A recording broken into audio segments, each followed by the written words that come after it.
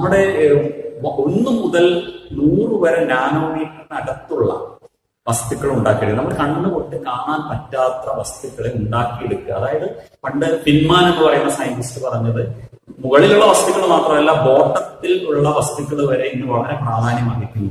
അപ്പൊ നമ്മുടെ ഒരു തലമുടി എടുക്കുകയാണെങ്കിൽ നമുക്ക് വേണമെങ്കിൽ 1,00,000 നാനോമീറ്റർ വരെ ഉണ്ട് എന്ന് പറയാം, മൈക്രോൺ ഉണ്ട് എന്ന് പറയാം. അപ്പോ നമുക്ക് അതിന്റെ ഒരു തലമുടിക്കകത്ത് എത്രയോ നാനോ ഫൈബേഴ്സിന് നമുക്ക് കൊള്ളിക്കാൻ പറ്റും. അതായത് ഒരു തലമുടിയുടെ വലിപ്പമായിട്ട് കൺസിഡർ ചെയ്യുമ്പോൾ ഒരു നാനോ ഫൈബർ, അതായത് ഒരു 100 നാനോമീറ്റർ ഡയമീറ്റർ ഉള്ള ഒരു ഫൈബർ എത്ര എണ്ണം വേണമെങ്കിലും നമുക്കൊരു ഹെയർ ഇതിനകത്ത് നമുക്ക് ഉൾക്കൊള്ളിക്കാൻ പറ്റും. അത്ര ചെറുതാണ് നാനോ എന്ന് പറയുന്നത്. അപ്പോൾ അതുകൊണ്ട് തന്നെ ഇപ്പൊ ഒരു മെഡിസിൻ ഫീൽഡ് പറയുകയാണെങ്കിൽ നമുക്ക് നാനോ മെഡിസിൻ, നമുക്ക് ഏത് സ്ഥലത്താണോ അസുഖമുള്ളത് അവിടെ നമ്മൾ ഈ മെഡിസിനെ കറക്റ്റായിട്ട് ഇൻജക്ട് ചെയ്ത് അത് അവിടെ ചെന്ന് സൈറ്റിൽ അറ്റാക്ക് ചെയ്ത് ആ രോഗത്തെ മാറ്റുന്ന രീതിയിലൊക്കെയാണ്